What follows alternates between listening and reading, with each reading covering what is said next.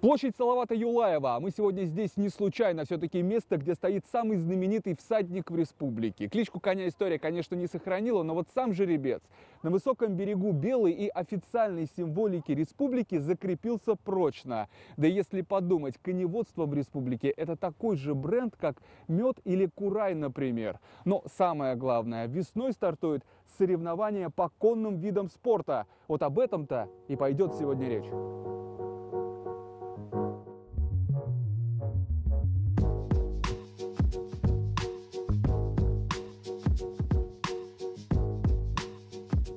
В 10 часов утра на ипподроме самый разгар работы, хотя конюшни оживают еще раньше, в 6 часов летом и в 8 зимой. Нужно успеть подготовить и отправить на беговую дорожку десятки лошадей. После обеда у них полагается отдых. Спортсмены все-таки. Вот они даже, если сейчас вот посмотрите, у них обычно опор на 2 ноги, диагональные. Даже слышно 2 удара. Раз-два, раз-два, раз-два шлепают. Это Елена Машинец. О своих любимых рысаках может говорить часами, как и о коневодстве в целом. Все-таки ведущий зоотехник. Когда пришла работать в конюшню, ей было всего 13 лет. Тогда только-только построили стадион. Ажиотаж вокруг него был бешеный. Но несмотря на юный возраст, Елену взяли. И с тех пор место работы она не меняла. Пожалуй, лучше всех знает, чем сейчас живет уфимский ипподром. То, что не живет. Они с ними встают, они с ними ложатся. И в голове не слушают. И они могут отказаться от оплачиваемого отпуска, чтобы приготовить лошадь на оприске. Готовы ехать бесплатно, как они обычно делают. Они – это про наездников. Здесь почти у каждого по 5 или 6 лошадей. И каждую нужно тренировать ежедневно. Да и попробуй такого красавца сутки в деннике продержать. Он его в щепки разнесет. Сейчас он пришел вообще не ручной, к людям плохо относился. Бил, кусался. Сейчас стал добрым, счастливым, что любят его, не обижают. Мойка – обязательная процедура после работы. Именно работы, а не пробежки или забега. Наездники к лошадиной терминологии относятся очень трепетно, так же, как и к самим лошадям. Вот, к примеру, орловский рысак с красивым именем Бокал, только что с беговой дорожки. Сразу после душа отправляется в самый настоящий солярий, чтобы обсохнуть и погреться. А наездник в это время идет готовить следующую лошадь. У всех наездников, которые сейчас вот здесь, лошади на первом месте. Смотрите, как объявляют. Сначала идет у нас лошадь, на первом месте пришел такой-то там, такая-то лошадь, да, под управлением, а уже потом наездник идет. То есть наездник всегда маленечко как бы как учитель, как тренер. Он выявляет коня, показывает его все, на что он способен, его главное дело раскрыть эту лошадь. А что у лошадей на первом месте? А вот у них-то как раз и победа. Первыми все хотят быть. И соперничество продолжается даже после беговой дорожки. Бывает, даже до неспортивного поведения доходит, если переживают проигрыш. Знают они своих соперников и ненавидят их так же. Как, они вот даже жестче. Люди как-то еще на дорожке соперники, а в конюшне они там друзья, да, допустим. А лошади-то нет, они не сильно дружат.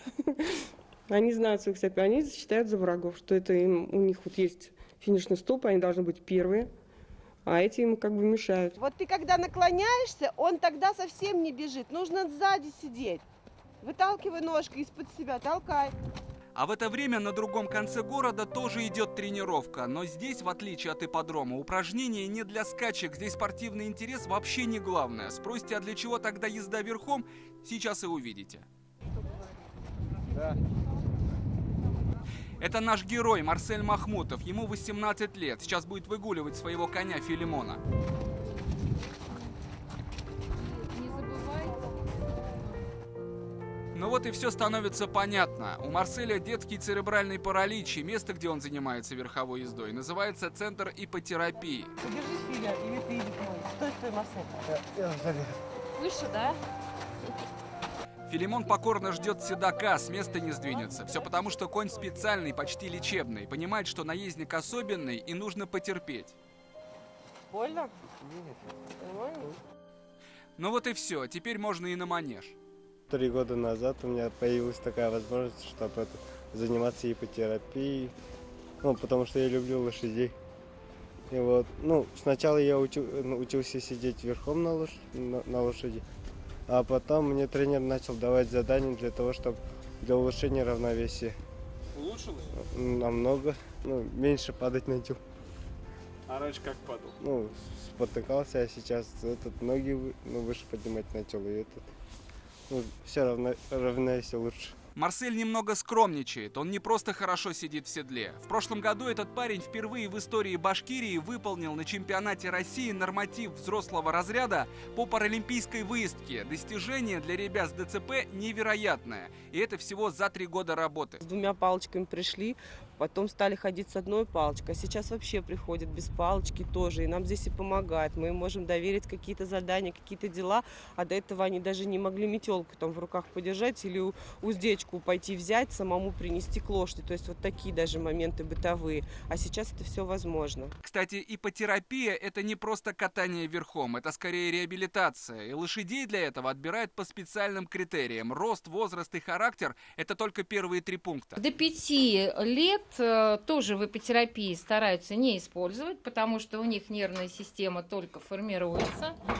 Они воспитываются, они обучаются. Вот лошадь – это зеркало. Она отображает все наши какие-то поведенческие те же моменты, наши страхи, наши фобии. Вот кто-то боится, она это сразу считывает. Она уже ведет себя именно так, доминирует над ним. Для лошади надо стать лидером.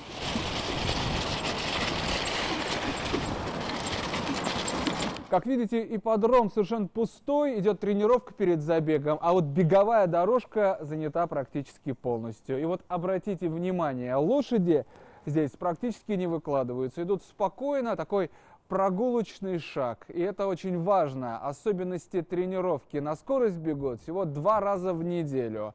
Важно, чтобы лошадь была не переутомлена и не перевозбуждена. Как здесь говорят, лошадь перед забегом должна быть спокойная. Другими словами, берегут нервную систему лошади. Все должно быть спокойно, без дерганья и рывков, иначе обязательно будут закидки. Это когда лошадь отказывается бежать и сворачивает в сторону. В худшем случае это может привести даже к травме.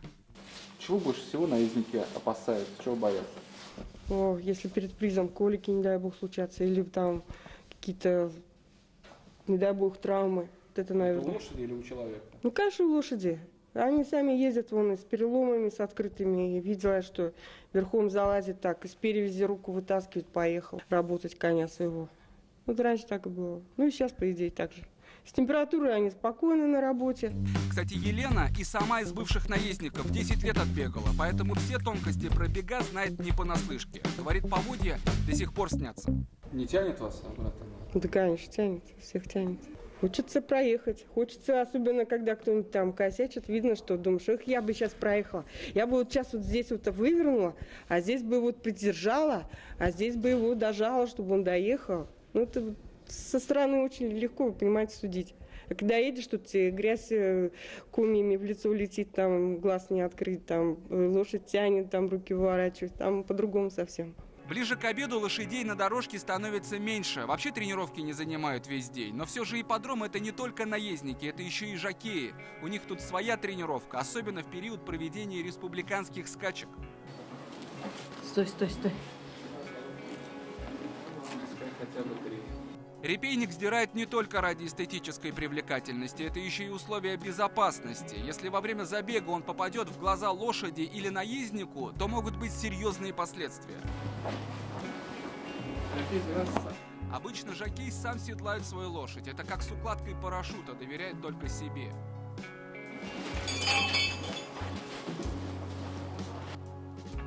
Кстати, этот жеребец башкирской породы по кличке Айтуган только с виду скромный. На самом деле конь дикий. 2 месяца назад еще был в табуне, но жокей Юлиане доверяет.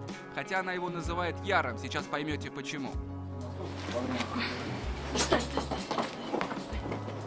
Мужчина вдоль стенки – это тренер Искандер Валиев. Помогает Юлиане с Айтуганом выехать из денника. Осторожничает не случайно. Конь еще молодой, темпераментный. Да и людей только недавно начал признавать. Мечется не потому, что седока хочет скинуть, наоборот, не терпится побегать. Вон как просится поскорей на дорожку. И пускай пошире, пошире, Юля. Если он идет шире, езжайте шире. Тоже, Вась, не отставать. Вообще, самые дорогие породы лошадей – арабские скаковые и английские чистокровные – жеребята могут стоить от $1 миллиона. Работать с ними учатся годами.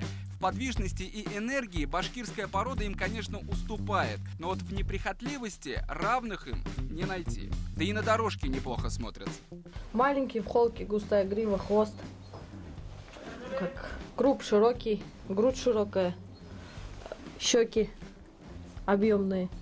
Ну, это основные характеристики башкирской породы лошадей. Но все же башкирская порода – это больше рабочая лошадка. На крупных турнирах ее не встретить, хотя в таких случаях победа не самое главное. Иногда, конечно, второе место прям дороже, чем первое. Иногда бывает, что там выкладываешься, там как будто сам доехал, не лошадь тебя везла. Класс у лошадей разный.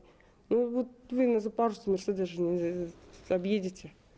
А если вы чуть-чуть его вот на полголовы? Во второй половине дня на беговой дорожке уже никого не встретишь. Лошади отдыхают после тренировки. Но это не значит, что на ипподроме больше ничего не происходит. О, есть, работает. Пойдемте. Бега и скачки – это, конечно, больше соревнования. Вполне понятное соперничество. Кто первый, тот и победил. Но ведь конный спорт – это еще и искусство. Вот выездка, к примеру, что-то вроде художественной гимнастики, где оценивается мастерство управления лошадью. Смотрим на буквы, не надо смотреть вниз. Внутренний шенкель прижимаем, сгибаем лошадь в повороте. Выездка – это уже высшая школа верховой езды, олимпийский вид спорта. Смысл в демонстрации способностей лошади. Правильная стойка, осаживание, движение с боковыми сгибаниями. И ведь что интересно, ученики тут чаще всего девушки. Самой младшей недавно исполнилось 10 лет. И жизнь без коня уже не видят. Это как болото, которое затягивает на всю жизнь. Если ты хоть раз попробовал поездить верхом, тебе всегда захочется вернуться сюда. У них вот просто вот цель жизни, вот эти вот лошади. Вот этот вот ипподром, дорожка. Финишный столб, как говорится, финишный столб там покажет. Конечно, это далеко не все про развитие коневодства и конного спорта в республике, только часть удалось показать. Да и то понятно, что лошади в этом мире всегда будут на первом месте, а представители этой самой лошадиной профессии ради своих жеребцов готовы, если не на все, то на многое. А кто задумается о них в мире высоких технологий? Вот это уже большой вопрос.